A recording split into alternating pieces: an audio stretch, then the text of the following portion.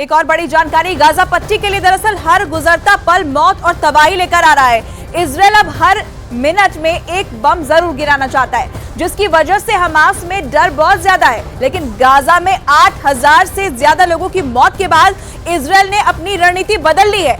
उसे अब एक ऐसा बम मिल गया है जिसके टारगेट पर सिर्फ और सिर्फ हमास के कमांडर होंगे।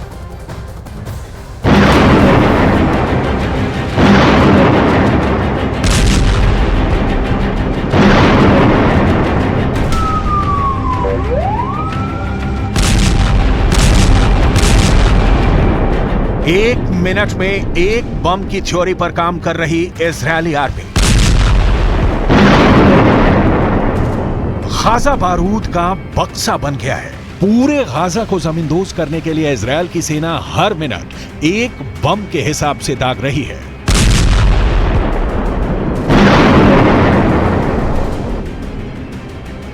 गाजा पट्टी में लहराते इजरायल के झंडे को देखिए और गाजा की तबाही का अंदाजा लगाइए। इजरायल के प्रधानमंत्री बेंजामिन नेतन्याहू ने ऐलान किया है कि हमास के खात्मे का युद्ध अब दूसरे चरण में पहुंच गया है। मतलब हमला और जोरदार और भीषण होगा।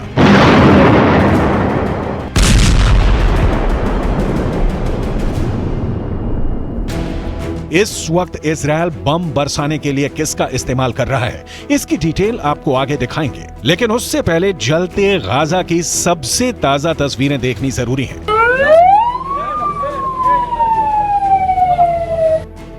चौबीस घंटे में इजरायल की सेना ने हमास के 450 ठिकानों को टारगेट किया है। हमास के कमांड सेंटर पर बम बरसाए, ऑब्जर्वेशन पोस्ट को उड़ाया और anti tank guided missile launch post को नष्ट कर दिया। इजरायल की ओर से कहा गया है कि वो आतंकवादियों के लोकेशन ट्रेस कर उन पर हमले कर रहा है।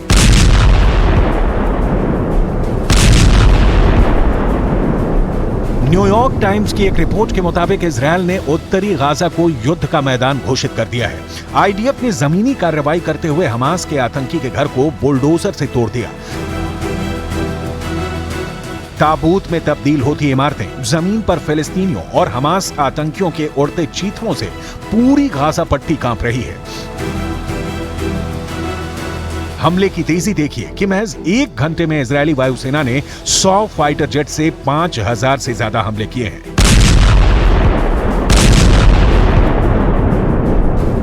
नक्शे के जरिए समझिए कि इजरायल इस वक्त कितना आक्रामक है।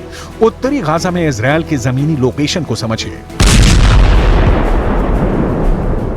मिसाइल के जरिए तो हमले किए गए, लेकिन अब इजराइल की सेना कोशिश कर रही है कि गाजा की सरजमी पर उतरे और वहां पर जाकर हमले करे। इसके लिए गाजा पट्टी में दाखिल होने का काम इजराइल की सेना करती है। अब सिलसिलेवार तरीके से मैप के जरिए आपको समझाते हैं। ये गाजा पट्टी और गाजा पट्टी का उत्तरी गाजा का इलाका। 26 और 28 अक्टूबर को इजरायली सेना गाजा में घुसती है, उत्तरी गाजा के इलाके में घुसती है और सबसे पहला हमला वो बेट हानून में करती है। और अभी भी यहां पर हमले लगातार किए जा रहे हैं। यहां पर भी इजराइल की सेना मौजूद है, उसके टैंक मौजूद है, लगातार यहां हमले किए जा रहे हैं क्योंकि यहां हमास के लड़ाकों का सबसे बड़ा ठिकाना। उसके नीचे आप आ जाइए जबालिया में।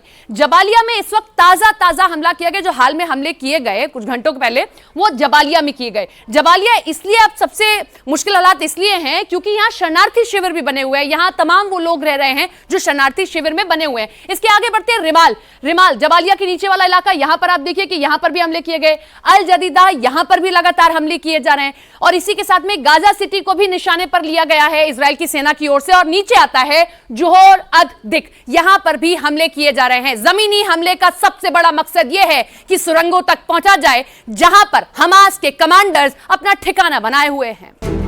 पश्चिमी मीडिया के कई रिपोर्ट में दावा किया गया है कि जमीन पर आईडीएफ की स्पेशल फोर्स ने टैंक, रॉकेट, लड़ाकू बख्तरबंद से उत्तरी गाजा में हमास के ठिकानों को रौंद डाला है। इजरायल डिफेंस फोर्सेस की ओर से उत्तरी गाजा के नागरिकों को गाजा के दक्षिणी हिस्से में शिफ्ट करने को कहा गया है।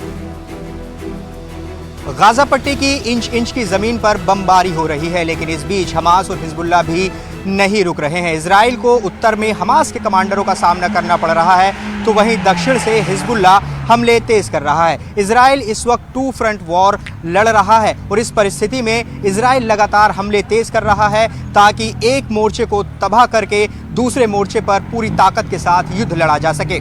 בעזה אנחנו מתקדמים בשלבי המלחמה.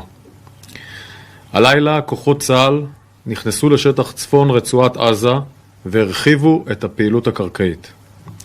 בפעילות זו לוקחים חלק כוחות חי"ר, שריון, הנדסה וארטילריה שמלווים באש כבדה. अल जजीरा चैनल ने दावा किया है कि उत्तरी गाजा के एक हिस्से में इजरायल के हवाई हमले में 100 से ज्यादा लोगों की मौत महज 5 मिनट के अंदर हुई है। हमास का चीफ इस्माइल हानिया और हमास का टॉप लीडर याया सिनवार भी रात भर हुए इजरायली हमलों को देखकर बौखलाए हुए हैं। ईरान और तुर्की भी इजरायल के भीषण हमलों को देखकर दंग है। तुर्की के राष्ट्रपति तैयब एर्दोआन का नया ऐलान सुनिए। İsrail tam 22 gündür açıkça savaş suçu işliyor. Şimdi İsrail, biz de seni savaş suçlusu olarak dünyaya ilan edeceğiz.